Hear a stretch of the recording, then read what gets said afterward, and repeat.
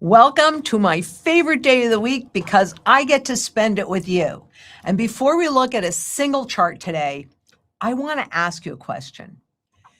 If your income does not go up for the next year, what rising cost in your life would force you to make a different choice first? Could it be food, insurance, electricity, housing, healthcare, anything? Maybe helping your children or your parents? Just think about that for a minute, because today I'm going to show you something that I think is getting lost in all of these economic headlines. And remember, this is changing planks, where I'm taking things that don't look like they go together and showing you how they fit underneath. Because inflation is supposedly cooling, right? And oh my goodness, consumers are pulling back and the government is borrowing more. But at the same time, interest costs are exploding, and the price of borrowing long term, that's moving higher, and that could be a problem. So even though those may look like separate stories, I don't think they are, because underneath all of them is one much bigger question. When more and more claims are being placed against the future, whose future is ultimately paying for them? And that brings us right back to you, because your future is built from your labor today. So let's look underneath the headlines and let's just start with the PowerPoint, right?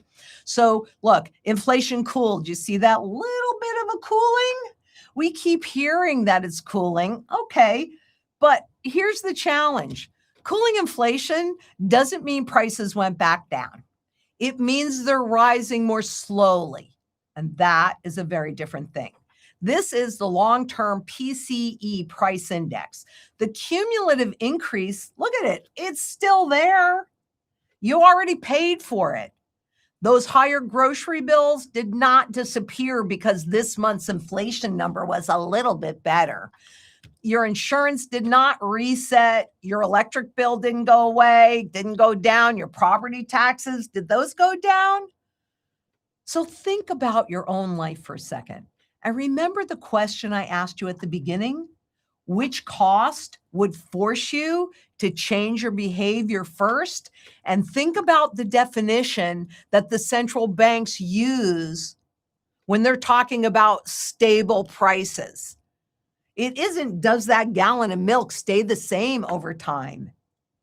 It's which cost would force you to change your behavior first. So if they could keep that inflation low enough that you don't, you just do other things to accommodate that and try and maintain your standard of living, that's price stability for them. But however you feel uncomfortable with it, whatever would force you to change your behavior first, well, isn't that your personal inflation number? Because economists, well, they give us an average, but you don't live in an average household. You live in yours. And here is the hidden truth. Disinflation is not purchasing power restoration.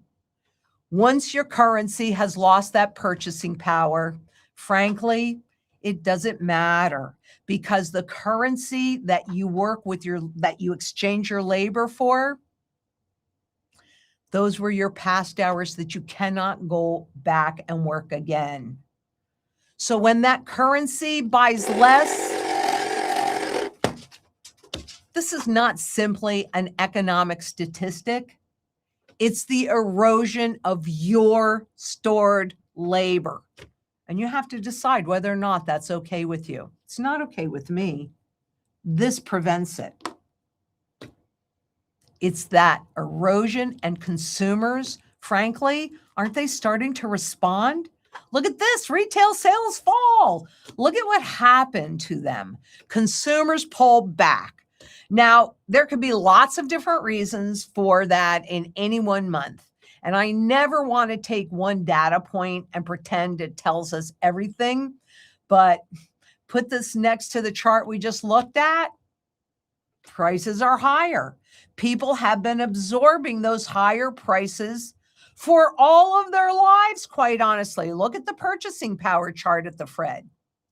Eventually, something has to give. Maybe at first you just switch brands, or you eat out less, or postpone new appliances, or you just don't take that trip. Maybe you take on more debt, put it on a credit card, or simply say, we can't do it now. But this is where Wall Street economics becomes kitchen table economics. Because when somebody tells you the consumer is resilient, well, don't you have to ask yourself, resilient because their income is keeping up? No. That is not the design of this system. Resilient because people are changing what they buy, or drawing down savings, or using more credit and taking on more debt, or quietly lowering their standard of living. Those are not the same thing. And I want you to notice something else. The household is being forced to make choices. But while households are pulling back, the federal government is doing something very, very different. Look at this. The federal deficit keeps expanding. That's the numbers. And you can see that at one point we actually even had an excess in this. The government continues spending much, much more than it takes in, and the deficit expands with it. Look at it.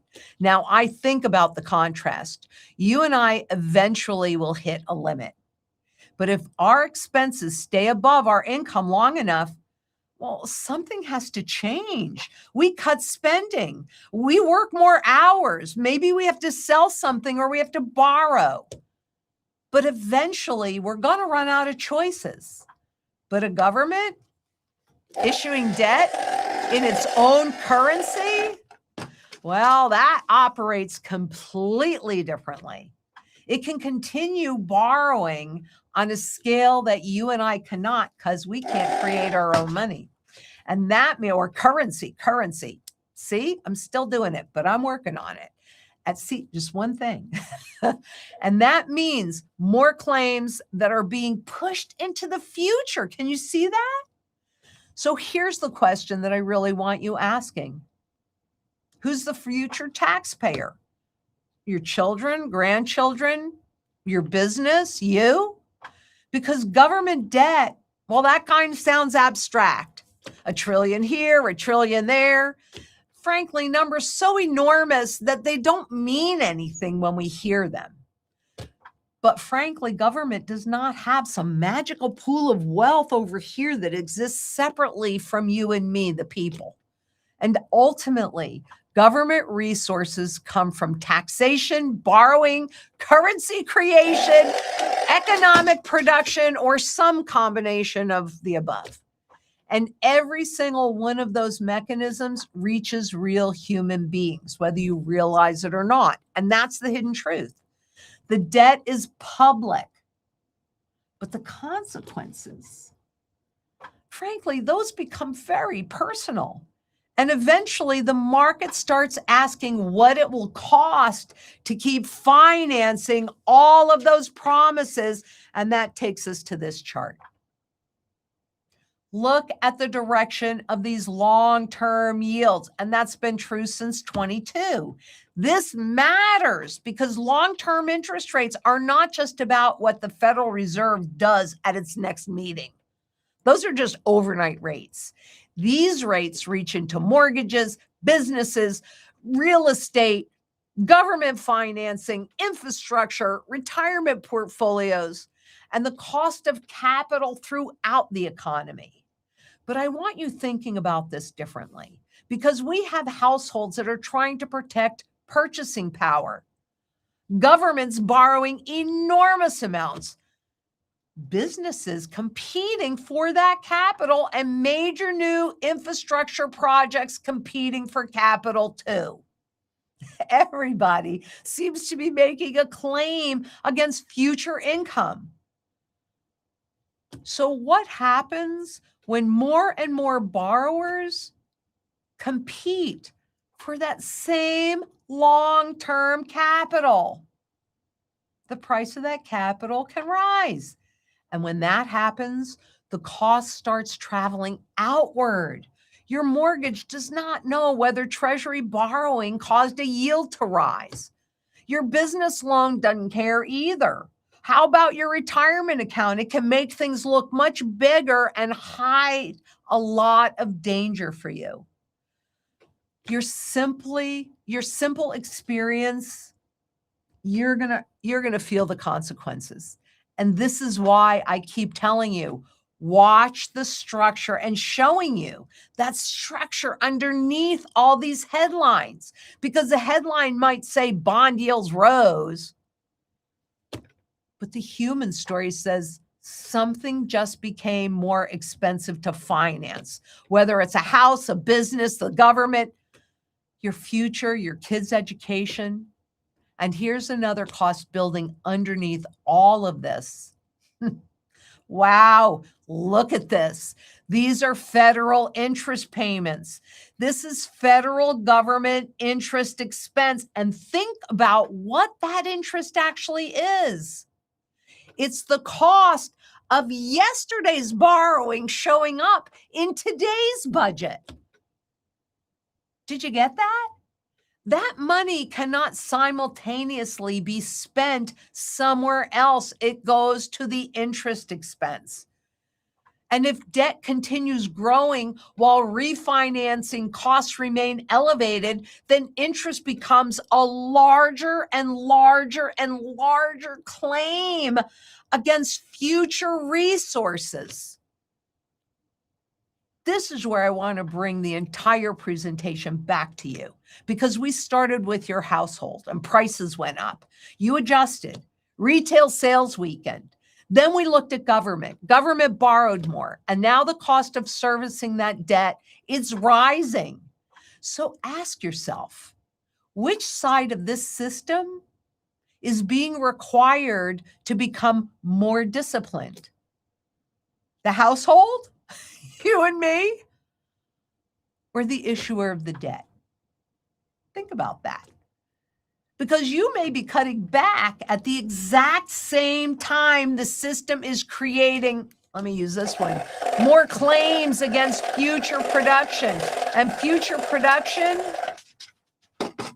that means future labor, your future labor, your children's labor, their children's labor. Somebody has to create the goods and services against which all of these financial claims will ultimately compete. That's why my question today is, who's borrowing your future? But I don't want to leave you there, because seeing the problem without seeing where you still have choice, you still have agency, that just creates fear. And that's not what we're about here. So let's just talk about the part you control. Please allow me to be redundant in this, because this is the 8 pillars of self-sovereignty. And you need to create surety in food, water, energy, security, barterability, which for me is primarily silver, but not exclusively, wealth preservation, which for me is primarily gold, but not exclusively, community, which adds to all of that we've been talking about, and shelter. These are not 8 things that I expect you to run right out and fix this afternoon. Don't even try to do that. It's overwhelming. But choose one. And I'll tell you, there was no doubt in my mind in 2008 that the system died. I've told you this story before. And I was living in a little 2-bedroom condo where I could just lock the door and off I go until that happened. And that great financial crisis happened, because I knew that's when the system died. Absolutely knew it. And that's when I became an urban farmer. I didn't do that before, but that's where, because I'd been accumulating gold and silver since 2002. So I felt very secure there. Where did I feel insecure? In my ability to feed my family. And it started out, all I wanted to do was feed 20 people, which would have been my children and my siblings. And then it grew, because I don't know how to do anything in a small way. But That was the first thing I did when I got there. Well, no, the very first thing I did was try to put solar on. That was a big bust.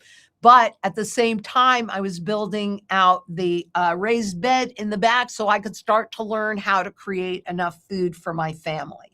When I did that little bit, then you step back and you go, okay, I did something. I don't feel so insecure over there. Where do I feel the most vulnerable? For me, it was some security. The back door, and this was an old house. Anybody could just walk right up, boom, kick those two doors in, they'd be inside the house. So I felt vulnerable and I did that. And that's what I'm asking you to do. Just choose one area and remember the question that I asked you in the very beginning. Which rising cost or dependency could force you to change your life first? And maybe that answer just told you which pillar deserves a little bit of attention. Food, energy, financial. I mean, do you have your sound money foundation built? Now, if you're isolated, maybe community is the most important thing that you can strengthen right now. And it really is because there's strength in numbers. But just pick one step while you still have choices. Because urgency, that's not emergency. Urgency says, I see something changing and I'm going to use the choices I still have to make my life better. Emergency says, everybody sees it now, what choices are left? That's a big difference. And community runs underneath every single one of these pillars because I want you to be as self-sufficient and independent inside of community as you possibly can. There's power in numbers and there's power in local community as well as global community. For me, wealth preservation begins with asking a very simple question. What do I actually own? Because we all know if you don't hold it, regardless of your perception, you don't own it. Not what am I promised, not what can I access as long as every intermediary performs. That's counterparty risk. It's what do I actually own? And it's why I talk so much about building that sound money foundation with physical gold and physical silver.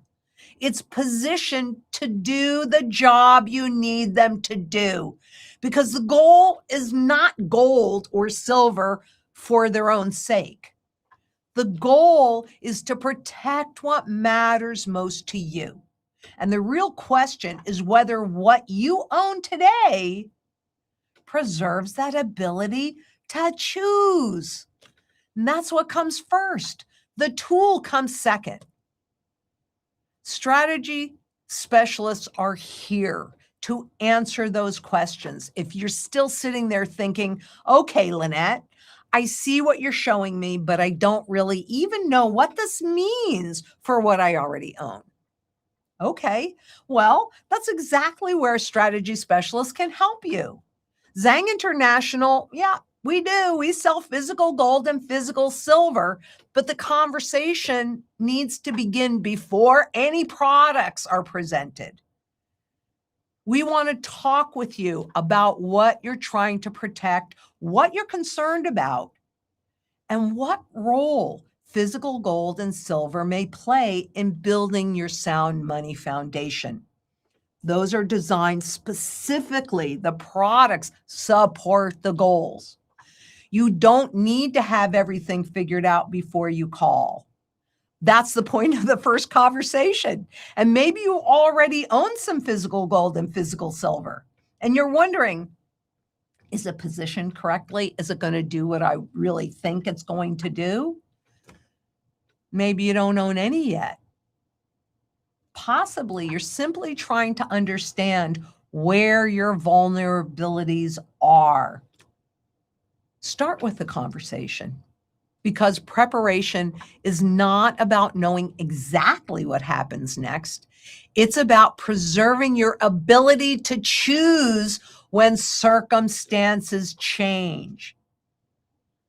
So again, I'm not asking you to change everything and fix everything overnight. Boom, boom, boom. Just one thing, one pillar, strengthen it just a little. And if you want, please tell us in the comments which one you chose. But if you're not ready for any of this yet, you can still have that conversation. You'll act when you're ready. And we're here to help you make educated choices that puts your best interest first. Because sometimes simply identifying the dependency, that can change everything. If this conversation helped you see something differently, please share it with somebody you care about. Give us a thumbs up, subscribe, and help us grow this community. This work that we're doing here is so critically important. People have been blown apart and stopped talking to each other. We need to come together and have this conversation. And by the way, if restoring sound money to the global system matters to you, well, then come join us in the sound money movement. That's where global community comes in, and also where our sound money hour matters. The second Monday of every month at 6 p.m. Eastern Standard Time. Let's work toward putting redeemable gold back in the global monetary conversation. What a concept. Taking our power back. That's how we do it. But here's the question that I want sitting in the back of your mind while we talk for the rest of the hour or so. If households are being forced to make harder choices while more and more of the system, the few, borrows against the future, what are you trusting to carry the value of the work you've already done into the future?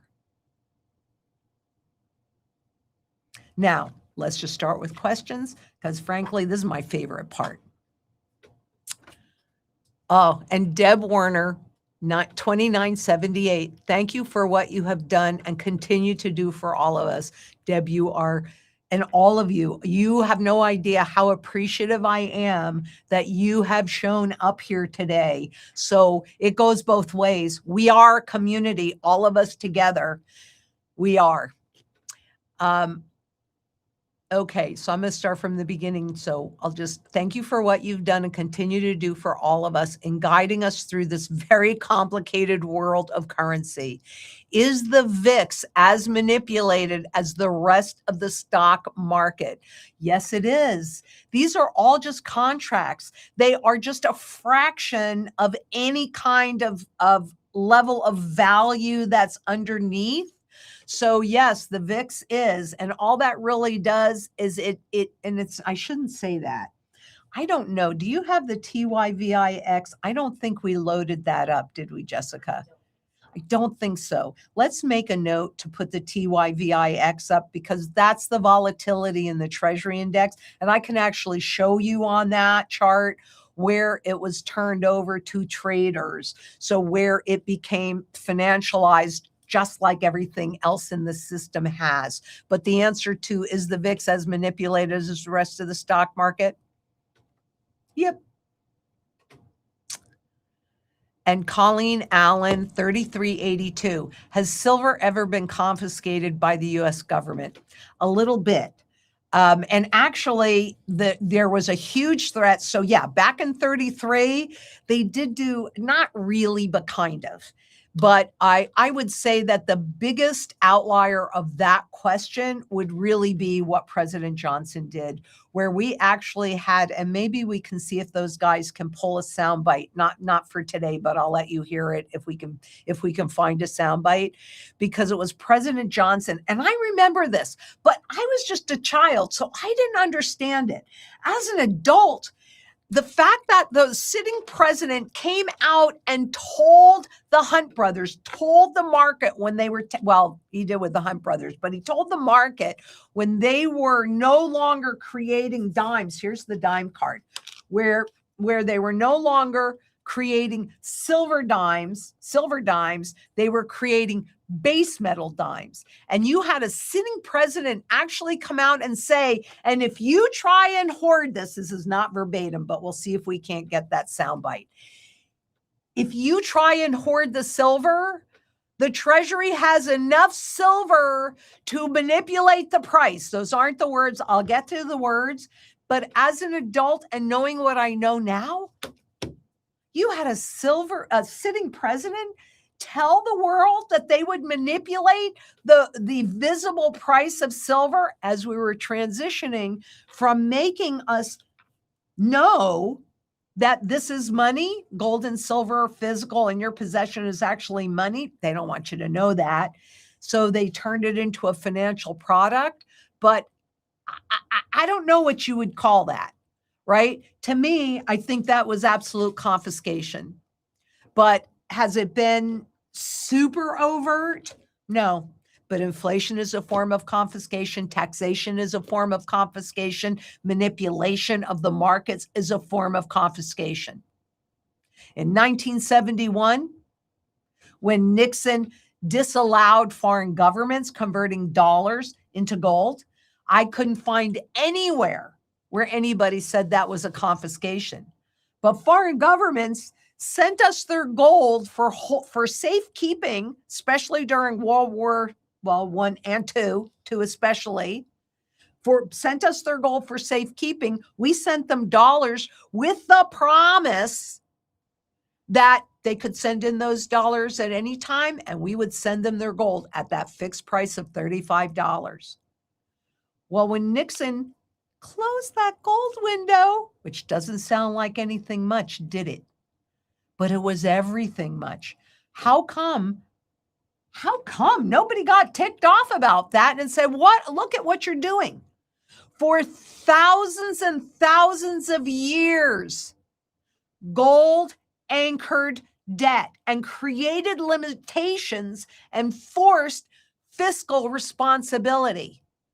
After 1971, unlimited promises, unlimited debt anchors fiat currency, not money. Money is supposed to hold the value of your labor over time. I don't think anybody even marginally pretends to think that if you take $1 today, that it's going to hold its same value. I mean, these are just two of the over 4,800 currencies that do not exist anymore. And we are at the end of this currency's life cycle, no doubt about it. So our work has been confiscated, our wealth has been confiscated, our freedom has been confiscated, our gold has been confiscated, our silver has been, And it's time for us to recognize what that really looks like and take our power back.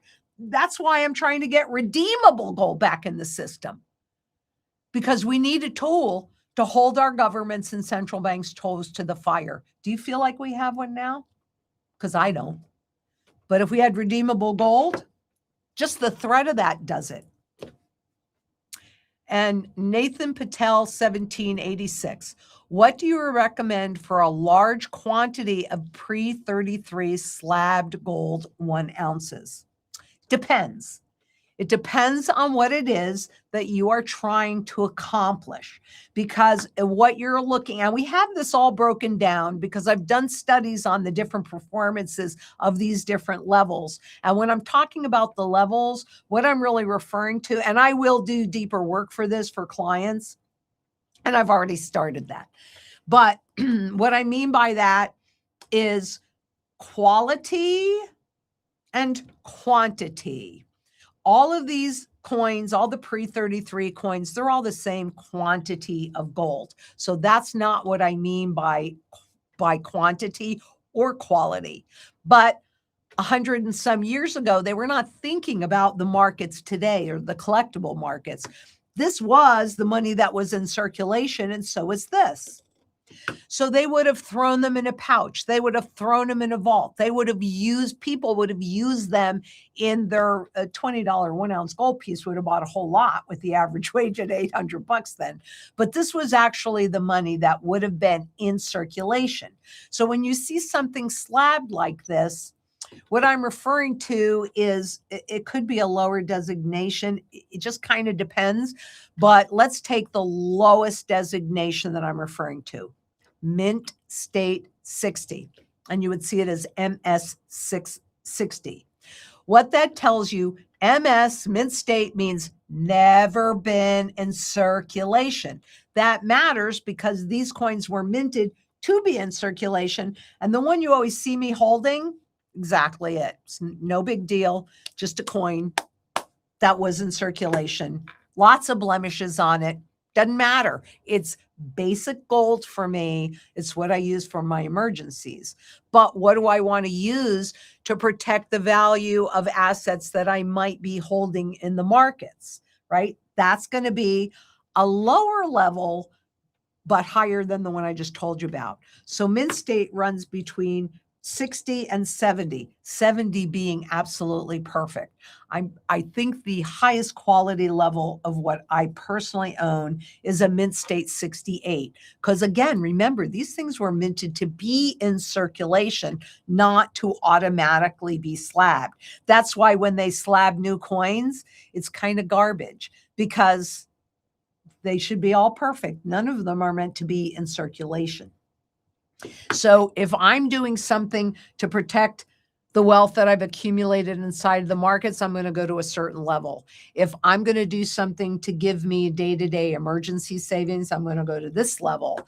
If I'm going to do something to leave a legacy for my children, then I want it a lot more rare. So maybe under 100, under 50, something like that, with as low a blemish level or as high a blemish level as I can get. But if it's a super rare piece and it's a Mint State 62, rock and roll hoochie coo.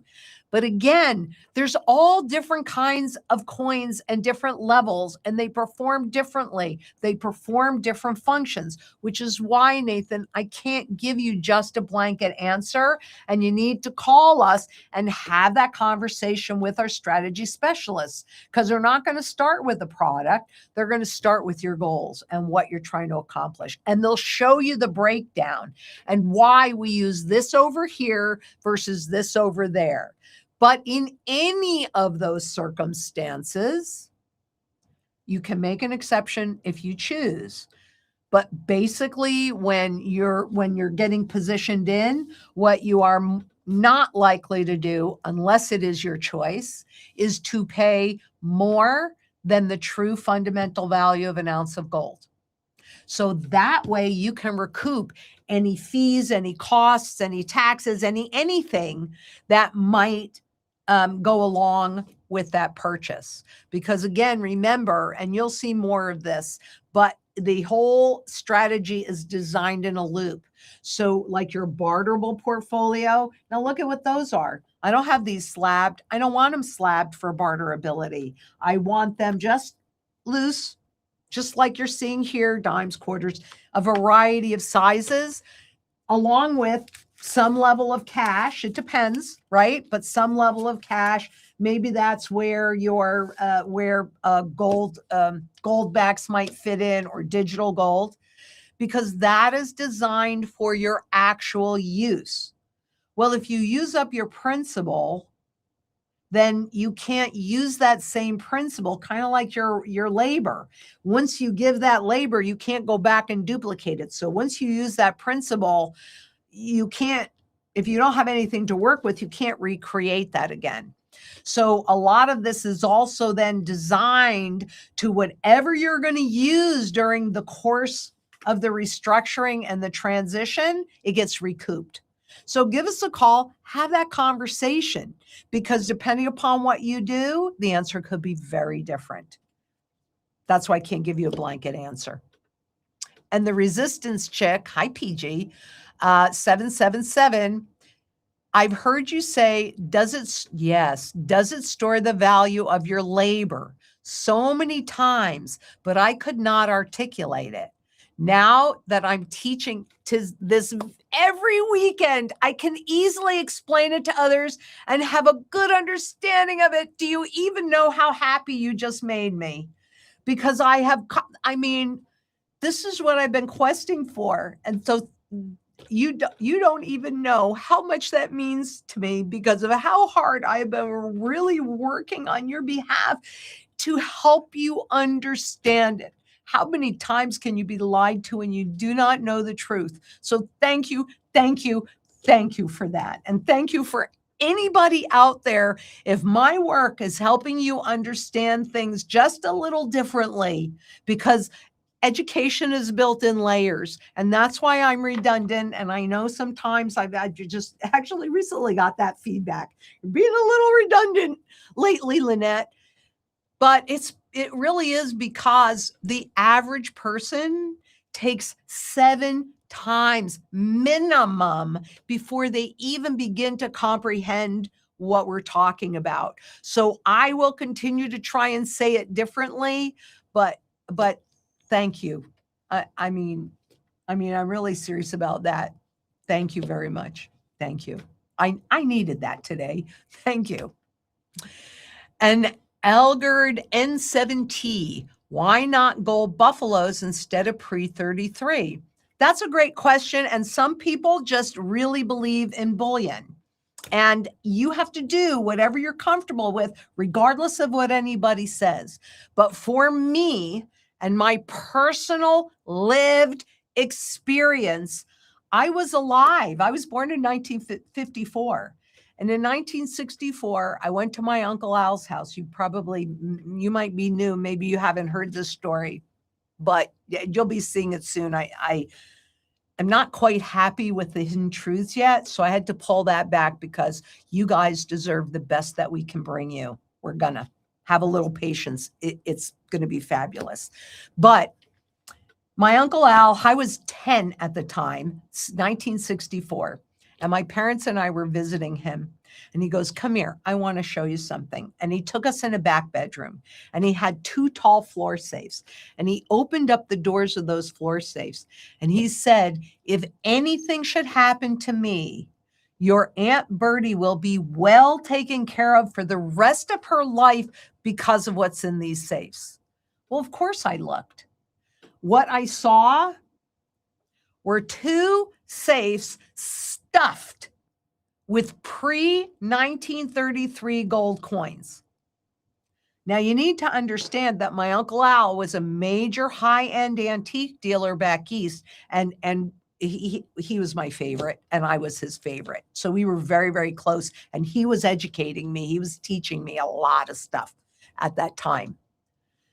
I didn't really fully understand what I was looking at, but I could tell you, knowing what I know now, my guess is he had at least 3 monster boxes of coins in each one of those safes, at least, which means he was sitting on at least 3,000 ounces of gold.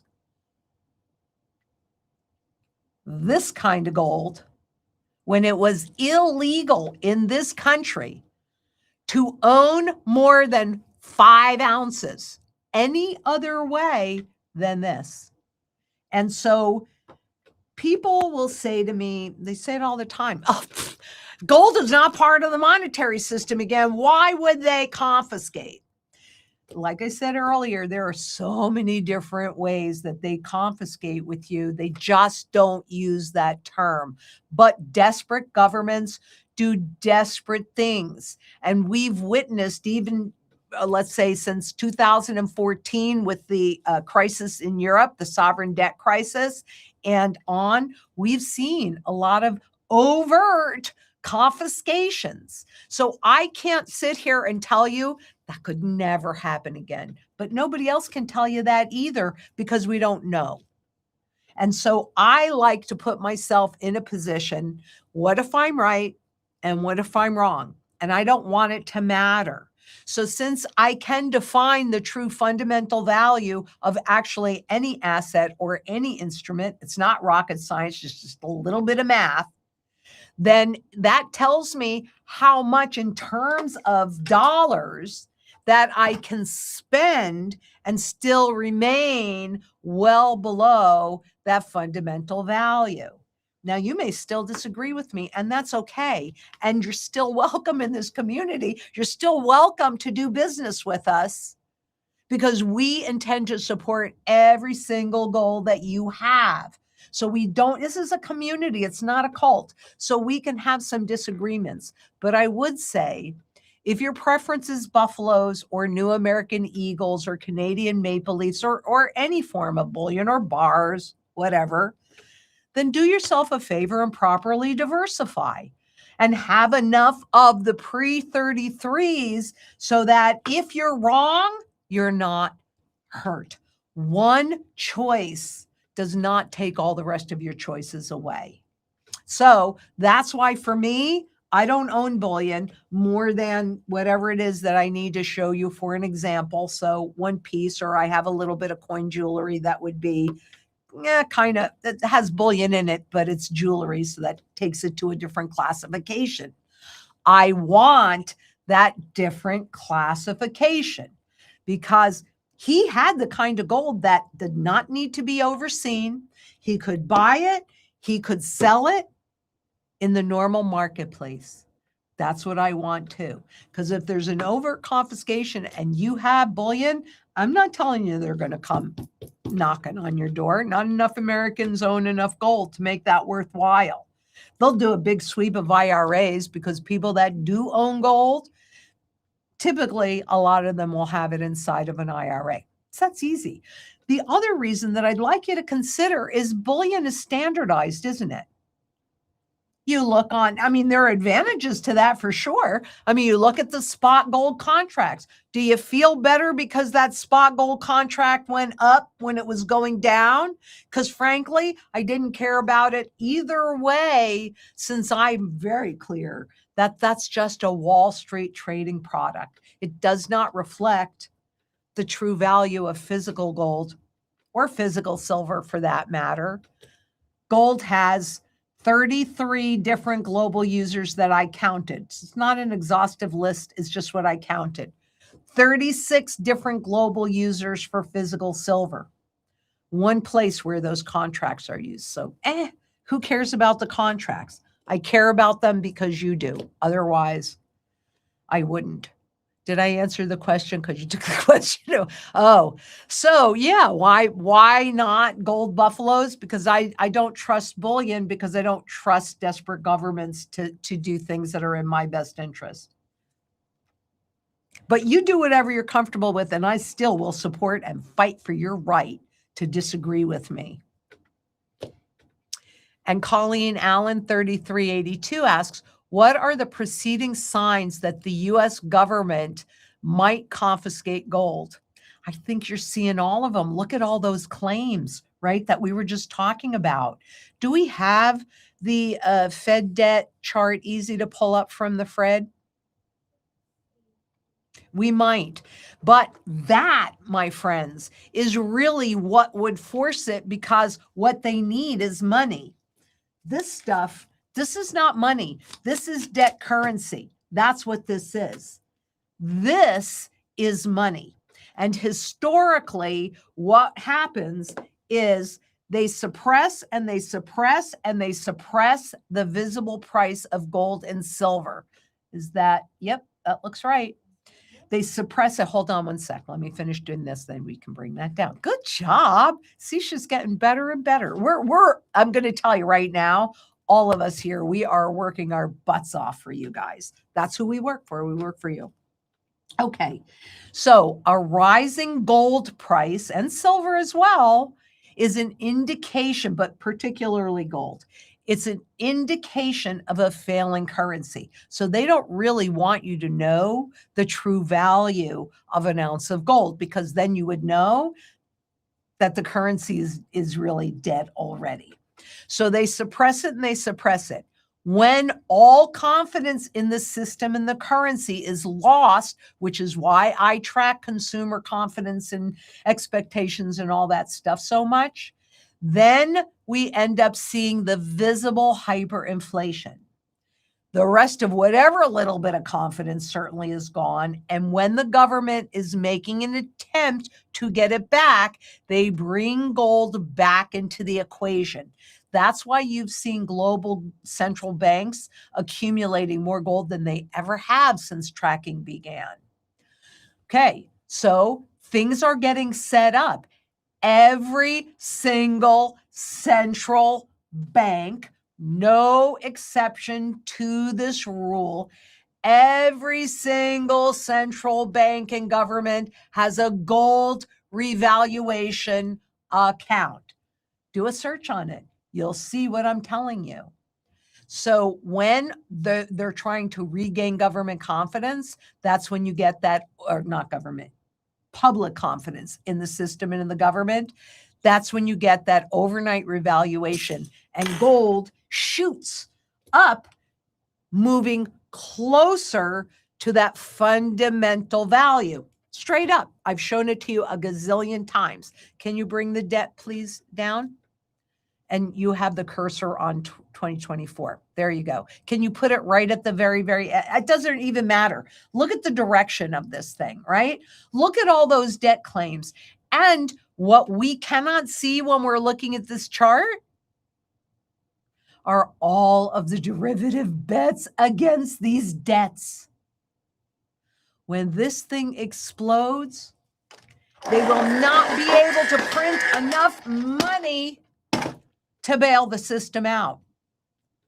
They're going to have to get sound money, and they're not going to be able to print enough currency, not money. This crap, this is not money. This is not money.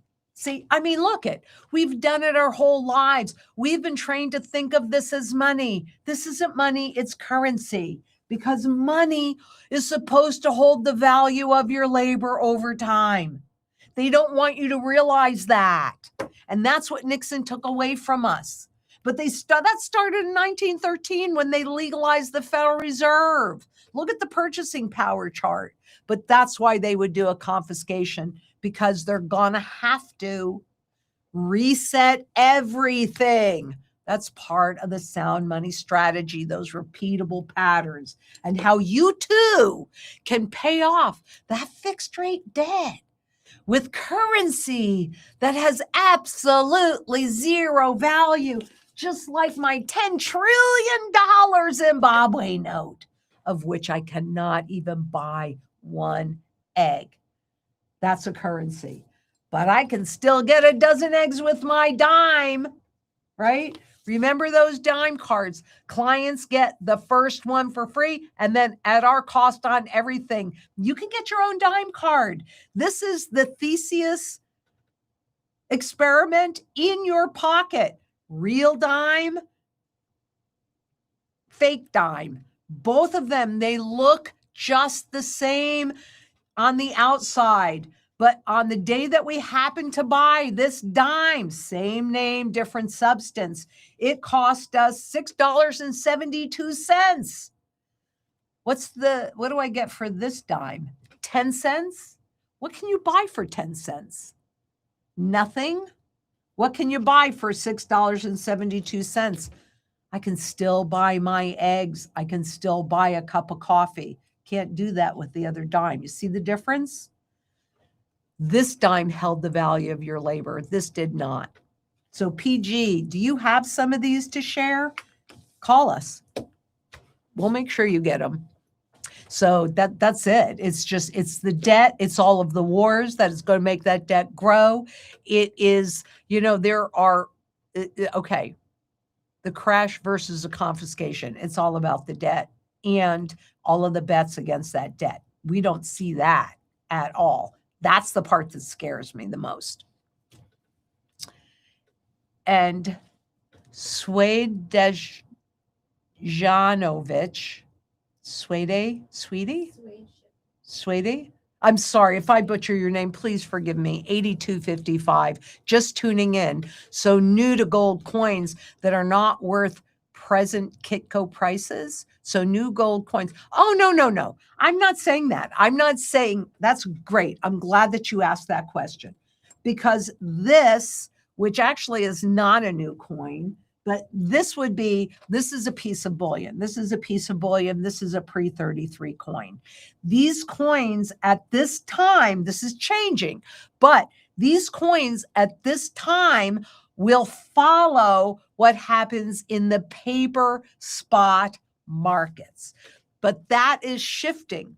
So I've shown you, and we can bring it up if you want to see it, just let Jessica know. She'll bring it up again. And as those spot gold and silver markets were declining and everybody was crying so much, what was happening at the same time was that some large entities were taking physical possession of the underlying physical gold. So use it to your advantage, 100%, no doubt about it. I just want you to understand that Wall Street is not giving you good price discovery. That's not their job. It used to be their job, but the financialization of everything has kicked in. And what that means is that almost everything has been turned into a trading product. So even when you're looking at your energy bill, your food bills, your water bills, how much it costs you for a car or anything else, way underneath those hidden systems are Wall Street traders. That's really who's determining the price that you pay for your life. You're not getting good price discovery from it, but you can use that to your advantage and you can load up. So yeah, bullion is going to follow the spot market. So will this raw saint, right? Those are going to follow the spot market. Now, once you start getting up to the higher quality levels, then that's a completely different market, because this market is purely supply and demand. So it's a much more honest market than the one that rules this. But all of those markets, they tell you things. You just need to learn how to read what they're really telling you. That's why I really am like, are you liking the changing planks where I'm taking those 3 stories and showing you underneath where they connect?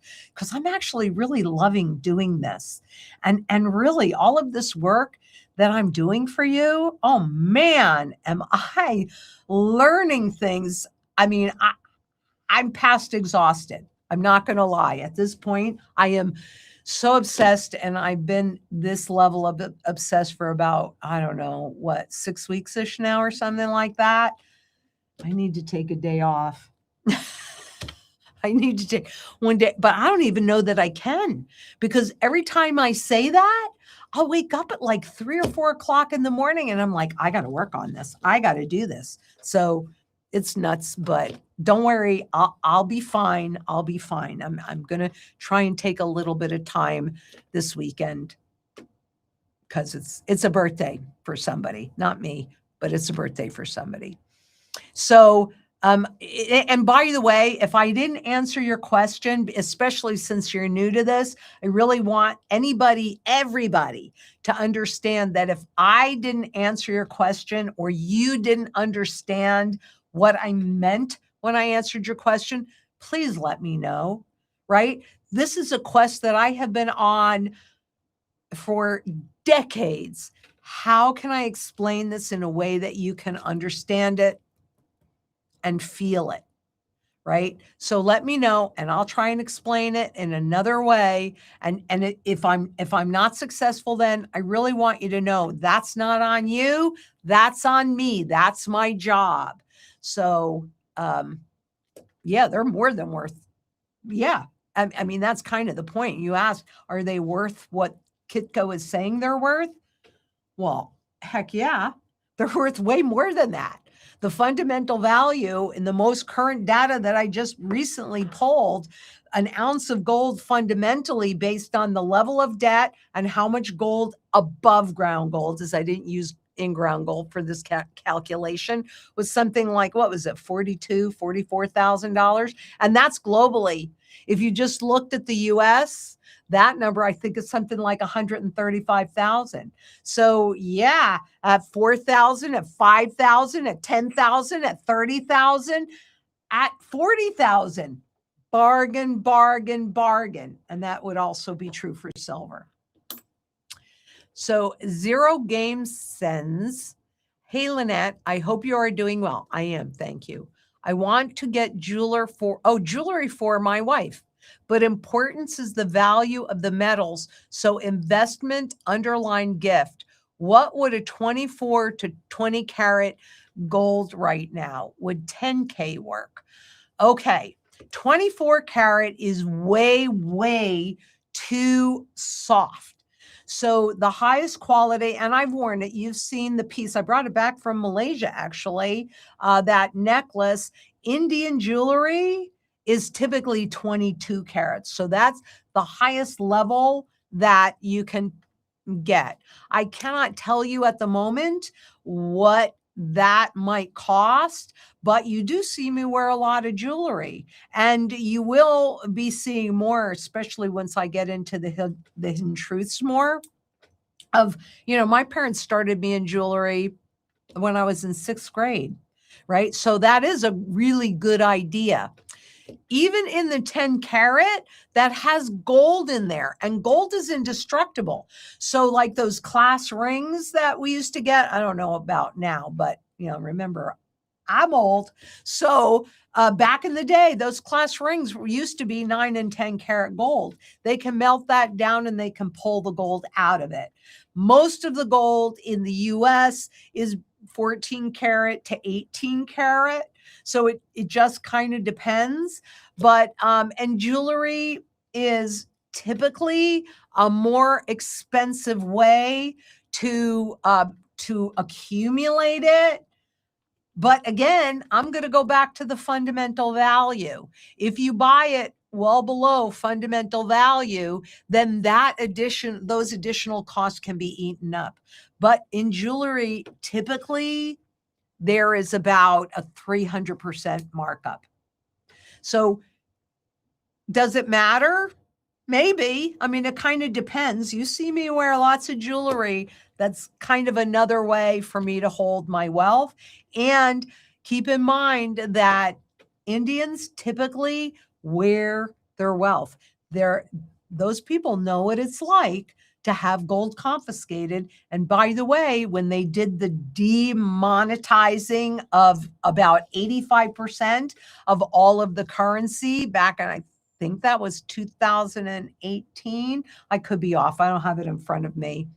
But the Indian government, and so I get pushback on this, but this comes from the Department of the Interior, so I got to trust that the most. They did do some door to door. They didn't take all the gold from the public, but boy, they've been trying to get gold out of the public's hands forever. But in the Indian culture, they're used to wearing their gold. They're used to wearing their wealth. That's where it's safest. So I can't tell you how much that would cost right now because I don't have any of that available to you to tell you that. But it's a good option if you need to buy an anniversary present, or I kind of like I love you presents. And things like that. And that is another way to carry your wealth for sure. And Pirate Dude 781, are you familiar with Dale Whitaker and his book, The Gold Grift? No, I am not, but it sounds like I probably should be. So Jessica will capture that and I will take a look at that. And Dan N1P asks, is anything involving electronics safe anymore? Look, these are tools, and that's the way that you should think of them. And you just don't want to have all of your life online, because I still remember an era, and I'm sure a lot of you out there do too, when we had a level of expected privacy. And with the electronics, whether it's your TV or your phone or your computer or whatever, I mean, quite honestly, you know, do you have any privacy anymore? Probably not. But would I have everything in electronic form? Totally no. It's so interesting because we are being pushed more and more and more, or what they call nudging, which is actually a formal word for perception management, is for us to live our life more and more and more and more and more online. But I've said this a gazillion times. We actually live in the real world. Let's see, do I have that in here? I do. Here's my red pill, right? I want to know what's actually, I'm going to use an example and see how you feel about this. For many years now, I think once I turned like 62 or 65, something like that, I thought, you know what? I know I take good care of myself and I exercise and I eat right and all of that, but I'm getting to an age where I want to know if something is going wrong, and I want to know about that very early so I can do something about it, right? And so I do that. And I've been going to my naturopathic doctor who's fabulous I do every quarter, we run blood tests, and whenever we find something, then we modify my vitamins. I might modify this or that until we deal with it. But I know about it. Here's the point. I know about it ahead of time. I was talking to this one woman once, and I said, well, this is what I'm doing because, if something's going to change or go on, I want to know about it sooner than later so that I can be proactive and I can take the steps that I need to take to correct it before it becomes an issue. And she looked at me and she said, that's crazy. I don't want to know. And I said, how could you not want to know? Because there are a lot of silent killers. It's the same thing with our money.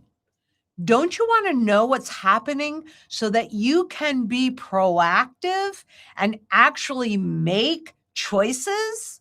Do you really want to wait until all your choices are taken away and you have no choices? Sometimes you might want to do that. And I'm not going to go into this at this point, but I will in Hidden Secrets. There was a point in my life that I preferred to have nature make the choice for me because I didn't want that responsibility. I don't make those choices with my wealth and the future of my children and the future of my grandchildren. I want to be proactive and position into what I know is going to give us the best opportunity to retain our power, retain our choices. So is anything involving electronics safe anymore? You got to be intelligent and you have to be diversified and you have to realize what you're giving up privacy. But it's not completely unavoidable if you choose to go live, completely off grid. And I certainly have that up at my cabin, my bug out location, because that is off grid. But frankly, I still have TVs up there because I do my work when I go up there, and I still have a studio up there. I have Starlink up there. So I'm not ready to be a hermit and I work for you. What would you do without me? This is what I've been born to do. This is my responsibility and obligation to my fellow human beings, even if they don't want to listen to me, even if they're not ready for it yet. I can't fault them for that. Our Resistance Chick 777, in The Gold Grift, former precious metals executive Dale Whitaker pulls back the curtain on one of the most insidious financial scams preying on conservative Americans, Christians, and retirees. Okay.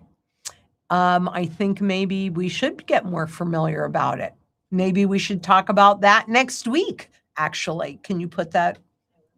Okay. And anybody else that wants to read it and bring that conversation forward, that's what this platform is for.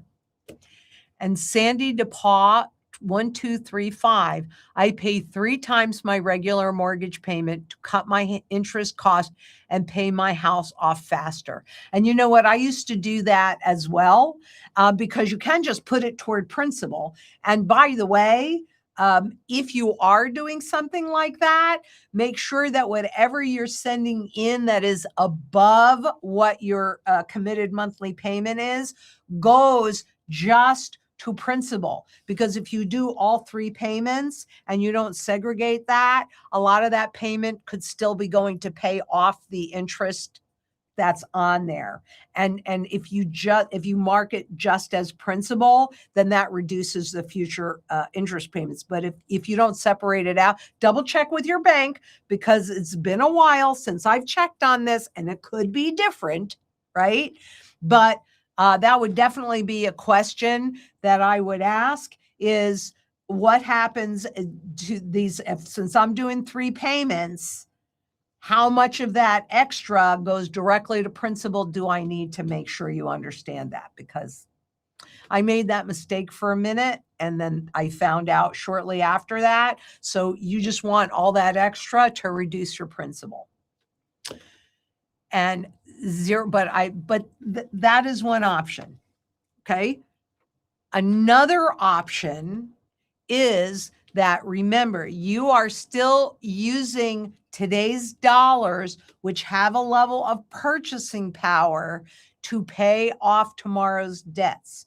You got to do that. If that's what you're comfortable with, rock and roll hoochie coo. I am not going to tell you otherwise.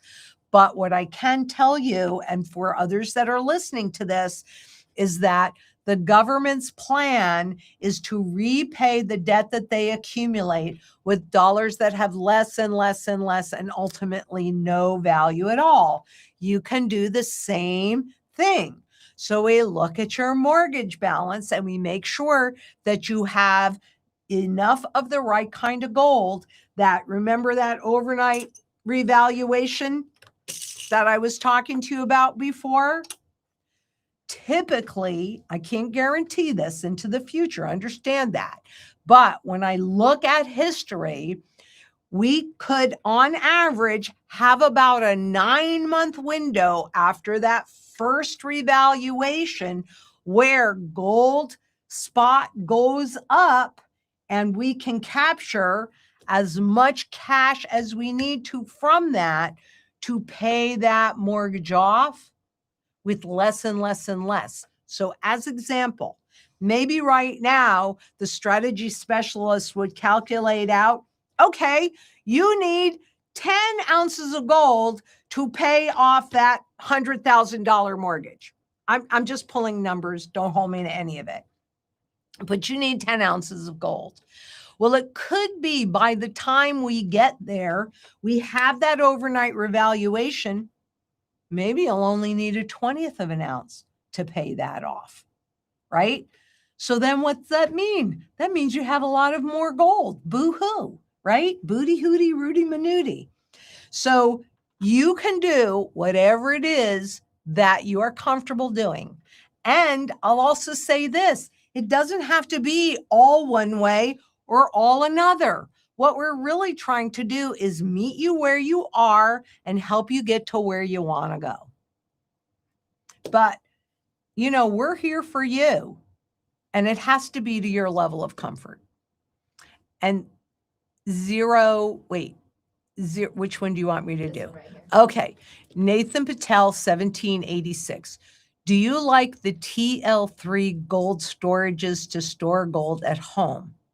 I don't know what those are. So I will find out and then I'll tell you next week if I like that.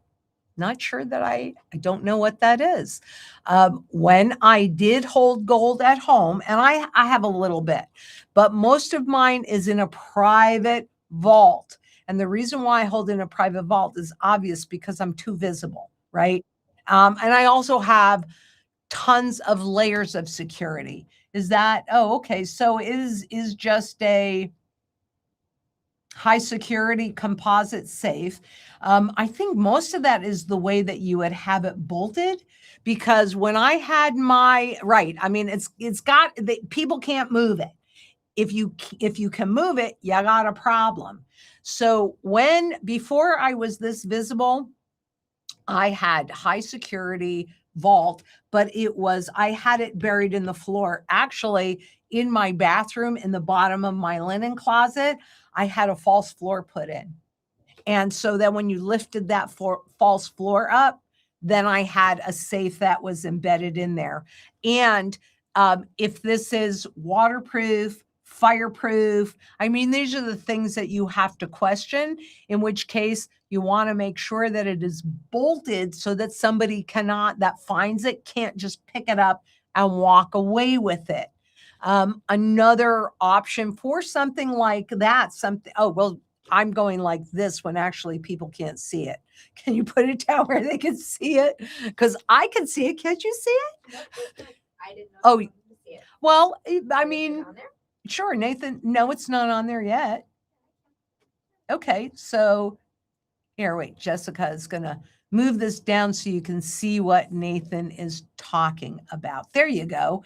So these different vaults, and if they're high security, you want to make sure that they are bolted down so somebody cannot come in and pick it up and walk away with it.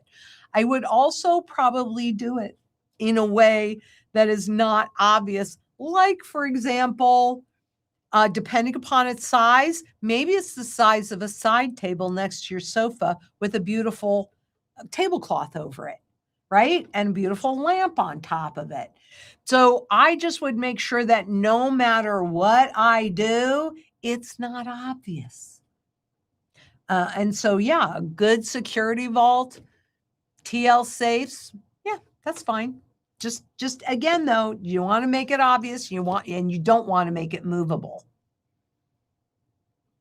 And Orlando Hope 1555 asks, hi, let's say I gave you $1 million. What is the breakdown? What are you investing in? Okay, so if you gave me $1 million, right? I'm going to sit down, and the first thing I'm going to do is talk to you about your current standard of living. How much does it cost for you? You might like to travel. This is not about reducing your standard of living. This is about supporting it through there. So the first thing I'm going to do is I am going to look at what your current standard of living is and see how much barterable gold and how much barterable silver you need to sustain that, along with what should your cash outside of the bank be, and how much do you need to be holding in digital gold like glint or kinesis. Because I use those because the first part is about instant liquidity. Yeah, the cash has no value, but that's what people are going to still recognize first. And so we also then, as I said earlier, we need to recoup it. So that's what I'm going to look at first. Then I'm going to look at what are you holding inside of the system, either by choice or by force. Because if you have like a 403B, or you have a 401k that you're currently contributing to, you're still working at that company, not going to be able to move it. You might be able to move some of the 401k if you can do an in-service withdrawal rollover election, but the lion's share of it, you're not going to be able to move. So then we're going to make sure with and it also depends on your level of comfort. But if you're talking about my personal level of comfort, then whatever wealth you would be holding inside of the system. So any of your intangible wealth, we're going to make sure that you are properly diversified so that if this goes away or you lose access, because remember, that's a permission rail, right? That counterparty can say, oop, too bad, so sad, you cannot access it. So we want to make sure that if that happens, you recoup it. So depending upon how much you're holding there would determine how much of this you would need to properly diversify it. Then we're going to look at your fixed rate debt. We're going to look at hopefully nobody has any of this, but any chronic illnesses. We're going to take a look at all of that to make sure that what you've already accumulated is secure and safe, whether you're right or whether you're wrong. Now, the next step then puts you into the growth mode and the legacy mode, where we're going to take a look at, okay, what are we going to do to grow your wealth base during the opportunity phase of this transition from one currency into the next? Because all of that debt, and just like I was talking about earlier today, who's going to pay? What happens if what is anticipated does not materialize? Those debts will still stay there. And what that means is that a lot of that infrastructure that was built from all of that debt is going to come back on the market. And it's likely to be all of that fiat money inflation, fiat currency inflation removed from it. So right now you have gold and silver severely undervalued because it's a currency issue, right? They don't want you to realize what they're doing to the currency. That's going to flip-flop. And you will see gold and silver. It's one guarantee that I could give you that my Uncle Al taught me. When you're dealing with hard assets, which certainly gold and silver are hard assets, they always move between undervaluation to fair valuation to overvaluation, back to fair valuation, back to undervaluation. Good is always good. It does not evaporate, okay? Because it's real. It's a hard asset. And there is always a market for good. Maybe you make a little money, maybe you lose a little money, maybe you break even. Sound money, right? So there's always a market for that. And at some point, I cannot give you a lot of guarantees, but I can give you this one.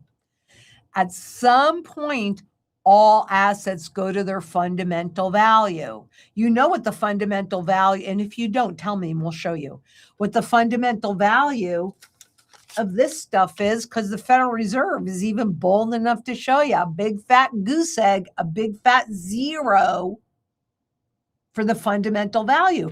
That's where it's going. That's where it's been going since they brought in the Federal Reserve note. So that also means that if what you have that's intangible and is inside the system, in order to get it out, assuming you don't lose access to it, you convert it back into this, what's its fundamental value? Zero. But spot gold, spot silver, which is a contract, well, they can make it look any way they want because they can create just as much gold and silver as they want to out of thin air, cheap, easy to trade. But this stuff, this is when having the broadest base of function and the broadest base of buyer actually matters. So what would I do with $1 million beyond that? I'm going to be, and I do this right now too. I'll be driving along and I'll see a parking lot that is particularly well positioned, or a government building like the main police headquarters or the Senate building or something like that, or an apartment complex, or some commercial real estate that I think could do well. And I just look at it and I go, would I want to own that? So I start to pay attention, because wealth never disappears. It merely shifts location. And if you hold your purchasing power intact, then that means you get to have the wealth shift your way. So that's the growth part. And for that part, I'm doing some form of this, probably because they work different, but probably a little lower population and a little higher quality, higher mint state level. And then it depends. Do you want to leave a legacy? Do you have a family that you want to leave something to, or friends, or an organization? I mean, I had a client that had no children, but this one university was very instrumental and important to her. So we built a portfolio, and when she passed, that portfolio transferred to this institution, this educational institution. So if building a legacy is important to you, then we're going to take a chunk of that. And it depends on what that legacy is supposed to do. And we're going to put it into legacy coins. So I can't give you an absolute, but I can give you a general, because it's really going to depend on what it is you're trying to protect and what you want this wealth that you've managed to accumulate and that you're protecting. What do you want it to do for those people that you love and that you care about and that you want to make a difference to? But you would know everything before we go and do it. And that's basically how I would break that down. And if you have more questions, ask them. There's no question that's off limits, only bigot questions. Those I won't go to. Any other questions? Bring them. Even if you don't like me very much and you want to be not nice, that's okay. You're still welcome here because we're building community. And zero game sense. So for a country that doesn't allow citizens to bring bullion, can a person turn their bullion into jewelry, or is it still illegal? I don't have any criminal intent. I lived abroad and want to go back. Yeah, there are lots of ways that you can do that. And that's, jewelry is definitely a way that you can do it. This is another way that you can do it. Now, keep in mind, I travel all around the world, actually a reasonable amount, sometimes even more than I want to. But I travel with this all the time. This has a $20 face value. I haven't once had any TSA or anybody ask me anything about these coins. And this is a global market. So this is another way to bring it through if you're going abroad. And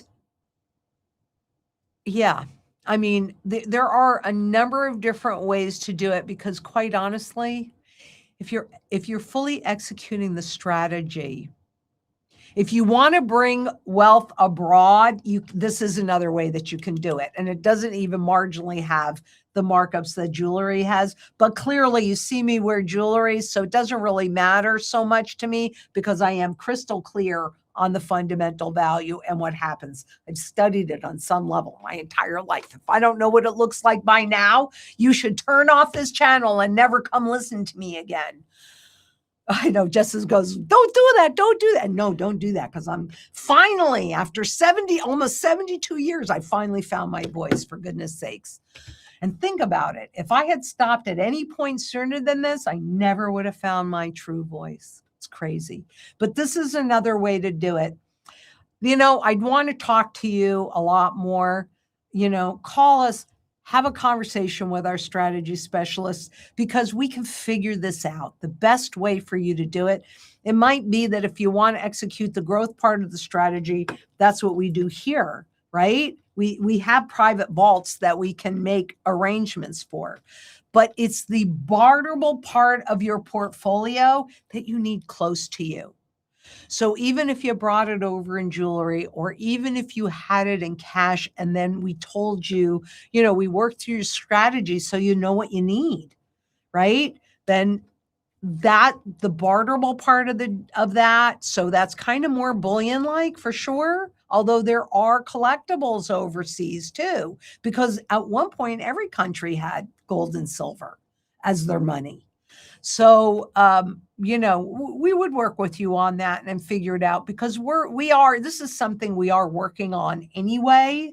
So bear with us, but we'd help you figure out how to do that. I know you don't have any criminal intent. I never have any criminal intent, but I will tell you, it's been pretty easy for me to go cross border. And just so you also know, I typically will have some raw with me as well. Nobody has asked me anything. They did ask me about my jewelry once, but they didn't ask me about the coins. And Ernest DeBella, Rock and Roll Doomlu Poochie Coo, recent talk about silver becoming tier one asset by Biz. That's the Bank for International Settlements, like they did with gold. Can you explain what tier one asset means to central banks? Sorry, been busy at work. That's fine. I'm here for you whenever you're ready. And look, I sang that song especially for you when I did the Plutus event and they made me do karaoke. It was a nightmare. I hope it didn't, that little bit that Tom played, oh, that was horrible. My goodness I'm gracious. sure you don't want a soundbite of that. No, we do not. Nobody Okay. needs that. Okay. What, are you trying to drive them away? But yeah, I mean, okay, what a tier one asset is, it's the safest thing that you can do. Right? And why would it make sense for both gold and silver to be tier one assets? Because they're critical elements, right? Remember, 36 different global users of physical silver, 33 different users globally of physical gold. So they are a critical element, critical. Nobody has ever been able to duplicate all of their tendencies and contributions in a lab. So that's why they would make it the safest thing that you could do, a tier one asset, because that enables even the banks, right, to take on more, this is awful actually, but more debt, because they can use the physical gold and silver that they're holding. And maybe this could be part of the setup for an overt confiscation. It's just kind of where, I want the categories. I don't want monetary categories. That's what they take away from us. I want collectible categories. I don't know. Somebody's probably saying, oh, do you want slabbed this? I'm not saying that I don't have any of it, because that would not be true. I do have some of it. And I love to give the Carson City silver to my grandson, because he loses his mind when I do that. But most of the silver for me is just going to be raw for barterability. There are some exceptions to that rule. But yeah, it's tier one means that they are saying that it's the safest thing that they can do. And they can use it to now expand the debt and the garbage on top of it. And it also sets up an easier, well, look, it's a tier one asset. It's your patriotic duty and we got to confiscate. So pull that too. Let's look at that more. I think maybe that could require a piece. That could definitely require a deep dive. Okay, and Nathan Patel, 1786. Isn't PCGS mid-state 62 and PCGS AU, which means almost uncirculated 50, better than MS 58 and MS 61? MS is not in the 50s. The lowest mint state is in the 60s. So AU is almost uncirculated. So MS 61, mint state 61 would be higher quality than an almost uncirculated 50. And also mint state 62 would be higher than both of those. And I think we can keep going. And Resistance Chick 777, PG here. How do you plan the future when property taxes were increased 2 years in a row? A good conversation started at the market. Everyone is being hit like this in Claremont, Ohio. A number of years ago, and maybe it's time for me to redo that one. I did a piece where I took property taxes and I even used the spot price of gold. The gold maintains that. Maybe it's time to do that piece again. I haven't done it in a really long time, but what I found in the past is that the spot price on this maintains your ability to always pay those property taxes. And that is absolutely part of the strategy, because I can tell you for a fact that during the Depression, even if you had your home paid for in full, if you could not pay those property taxes, you lost your home. So being able to pay those property taxes are absolutely critical. And historically, gold has enabled you to do that. So maybe it's time for me to do a more of a deep dive into that part of the strategy. Oh, and Ernest, so I'll do that. And thank you. That's a great question and a great reminder. I mean, I've done it before. But I'm pretty sure I've not done it here though. It was a while ago, I don't think it was think. here, and I know you definitely topped the last one. Yeah, even if it was here, my work is so much better. I'll do something on that because it's important. And I actually have been for clients going deeper into the strategy so that everybody understands it better. You'll see some of it. If you're not a client, that's fine, because we think everybody should have that strategy. But if you're a client, we go into that in more detail. And Ernest Abella says, are you really going to make me do this? I never heard you singing. The volume didn't work. Thank God. I would have broken the speakers. But you can pick a different song when you come to Texas for an in-person event. You know, I actually think that we might have somebody that should be starting soon that can make that happen. So thank you for not making me do it today. I really appreciate that, Ernest. And where in Texas do you want me to go? I kind of want to go to Houston again. That's where I'd kind of like to go, but I'll go anywhere. I'll speak in front of any group. I think it's that important. So this is it for today. It's been fun. You guys just don't know how much energy you bring me when I get to spend this time with you. And just remember, I know that together we can do absolutely everything. And we can build this community and get redeemable gold back in the system again.